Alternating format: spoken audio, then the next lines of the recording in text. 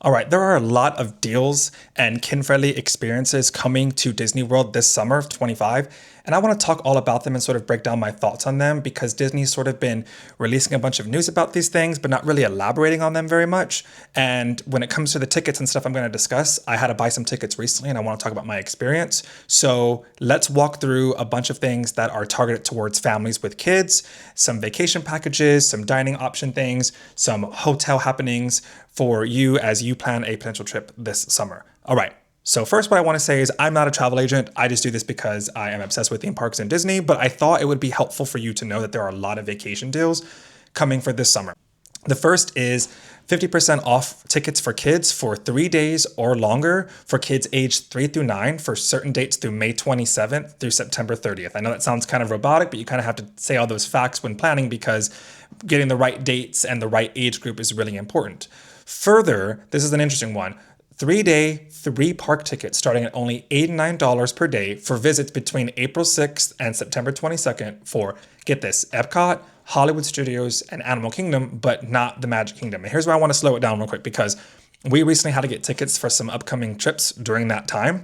And you look at it and it says $89. It's starting at $89. So for the summer months, it's going to be a little pricier to go. So the base price for those tickets, even for kids aged 3 through 9, on a lot of those days are higher than $89. So a little bit higher depending on the day that you go. So something to consider. And also, if you're going to all 4 theme parks like we are doing, it was a little difficult to navigate making those purchases.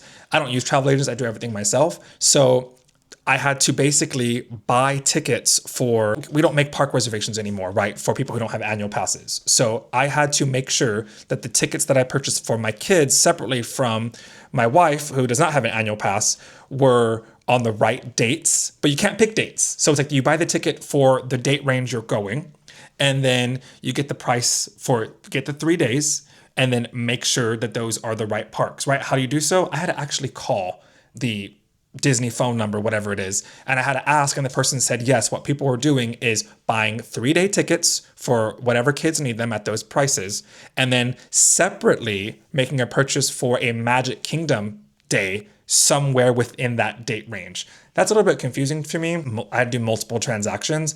And as someone who calls himself the Disney World dad and goes to Disney World often, I still called to make sure I was doing it right. And they offered for me to do it on my own after we had our conversation. And to be safe, I had them go ahead and just do it on the phone.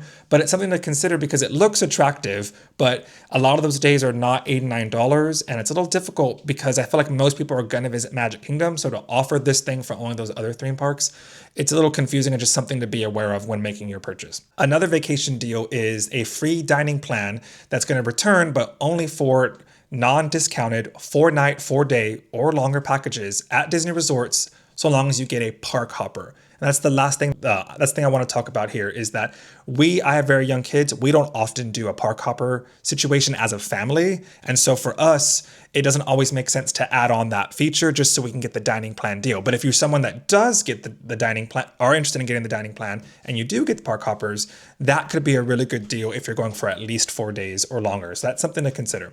Disney is also highlighted that on top of all of that, resort guests are going to be able to get early entry and all those things already offered when you stay at a resort, but also on the day of your check-in, free admission to the water parks. And Disney recently announced that both Typhoon Lagoon and Blizzard Beach are going to be open simultaneously for the first time since 2019, starting in May. So I think that's a really big deal to consider. They're trying to alleviate that stress, I think, from Blizzard Beach because this seems to be a really popular thing, especially during the summer months. And we are seeing the parking lots to Blizzard Beach actually fill up. So plan ahead, get there early, take the bus, whatever you have to do. Just think about those things when you are potentially going to the water park on your first day of entry. All right, moving on. Disney also announced loads of family-friendly happenings around the various parks and the resorts. And I thought this is worth talking about because it's different from the deals. It's more of like the experiences.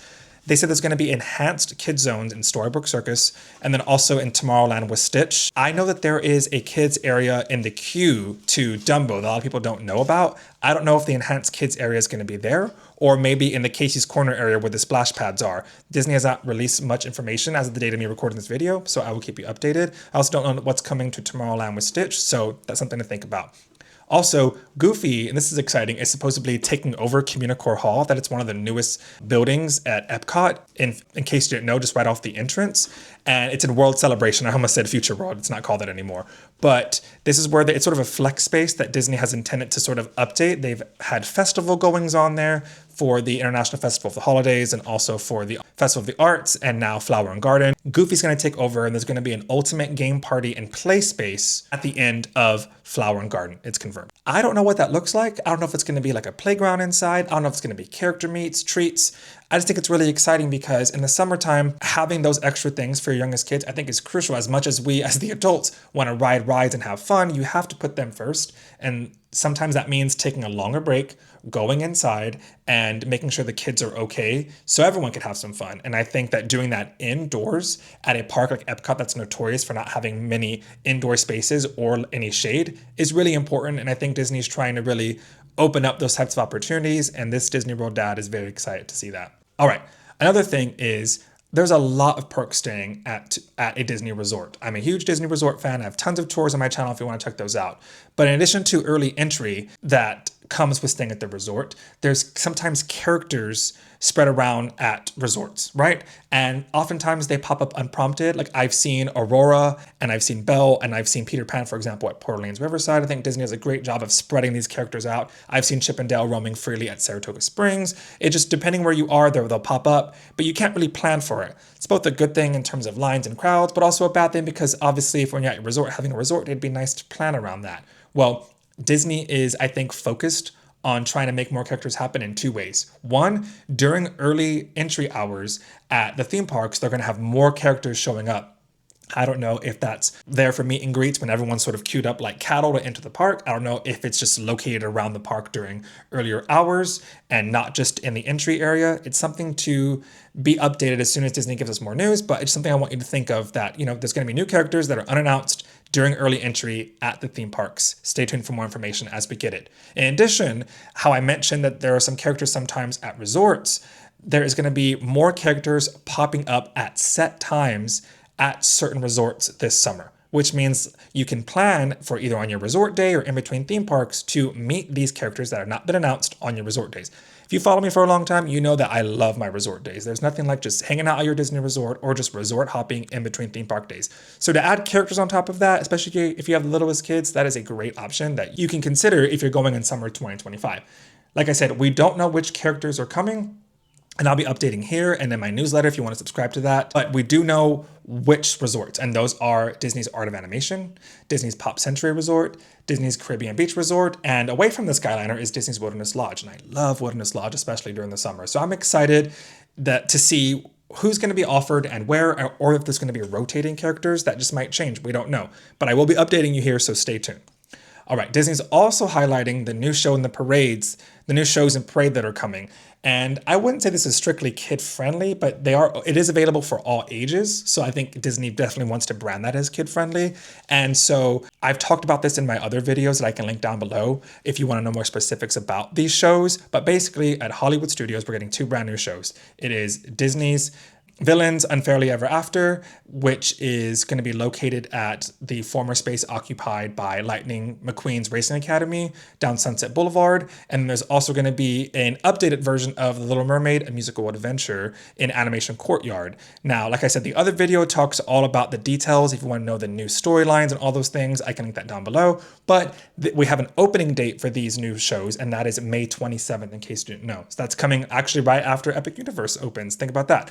And so I think that is a great way to plan around your day. And I have found a lot of the shows that my kids are old enough to really experience, and even my youngest kid, they like, I think, the lights and the sounds and the music. Your mileage might vary depending on your kid and how many thrills they want to see, but I think these are a good way to sort of offset queuing in line or walking from hot location to hot location at a theme park that doesn't have as much stuff for kids under a certain height range, especially when compared to, let's say, the Magic Kingdom or Epcot. So these shows look amazing. I will be going, I think they're opening while I am there. I'll be reviewing them soon. Be on the lookout for that. Also, Disney's Starlight Dream the Night Away, I think it's still called that, is the brand new parade that's coming to Magic Kingdom. Now, they're calling this kid-friendly. I'm sure it is in terms of scope, and I do have a separate video with all the details about the new floats and the new characters and the new storyline involving the Blue Fairy, so I'll link that down below. But what I want to say is This is opening at nighttime at the Magic Kingdom. Very exciting. Kid friendly, but to an extent, because if you force the littlest ones up to watch a nighttime show, as we've all done with the fireworks, I'm sure, it could be hard to get them home, to get them back to sleep. They could be tired, they could be asleep, they could be overstimulated. So this might be for the older kids, and of course people older than that, but it is something Disney is still touting as kid-friendly for the summer, and something you need to be aware of if you're planning a summer trip, because this is a big deal. We have not had a nighttime show at the Magic Kingdom in years. All right, finally, the most recent update that Disney has given us in terms of vacation package is the Eat, Play, and Stay option for 26. So this is not so much for your trip this summer, but I guess for next year. And it's important because these openings, availability for booking 26 trips just opened the other day. I think it was April 22nd. And so it's important that you're aware that if you are looking to stay at a Disney resort, and if you are getting a dining plan for any adults in your trip, then you will get a free dining plan for all the kids in your party age 3 through 9. And those kids can eat a lot. You know what I mean? I have 3 of them. And so this is important because you have to buy a vacation package. I don't see a park hopper restriction or a number of days restriction, like, 4 days or more, plus the park hopper, those types of things I mentioned earlier. But it's definitely, you have to buy a vacation package through Disney. You have to stay at a Disney resort property, and you have to be buying the dining plan for the other people in your party. And the way it's worded is other people age 10 and over. And the way it's worded is, I think that you have to be buying the dining plan for all the other adults in the party. I'm not sure if you can get away with, you're just buying the dining plan for dad or mom, and then you get all the ones for the kids for free. That's something to still figure out, and I will update you as I find out. But this is huge. It's a great way to save money. We don't always do the dining plan because my kids, we pack a lot of our own food to save money, and they can be very particular about what they eat. And so we don't always do the dining plan, but as they get older, we anticipate doing it, because when we have done it, my wife and I have really enjoyed it. But in terms of whether it's worth it, that's a personal calculation, but just something to consider if you are going to go ahead and go through with it and you also have kids, it could be free for them next year. All right. I'm excited about all of this news. These things aren't super groundbreaking, especially, I don't mean to compare, but with all the excitement surrounding Epic Universe. I have a ton of Epic Universe videos going up right now, and I'm going to visit soon. So these aren't game changing, but they could impact your trip in a way that can make it a little bit easier or a little more exciting to make sure you do the newest thing, or, save some money on your trip. Thanks for watching. If you like theme park content, Disney, Universal, whatever it is, please consider subscribing, and see you real soon.